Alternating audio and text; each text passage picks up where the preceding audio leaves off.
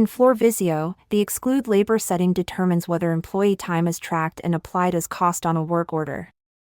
To access this setting, click on View in the menu bar, hover over Settings, and click on System Settings. Now scroll down to find the Exclude Labor checkbox. When this checkbox is checked, labor will not be costed on the work order. Employees do not clock in to start the process. They will only clock out of the process when the work is finished.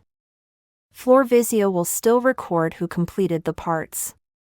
The system will mark the process as complete, but no time is captured. Think of this as completion tracking without time tracking. If Exclude Labor is unchecked, labor will be tracked and applied as a cost. Employees must clock in when they begin the work. They will clock out when they finish. FloorVisio records the actual time spent on the job. This is full labor tracking with real production time.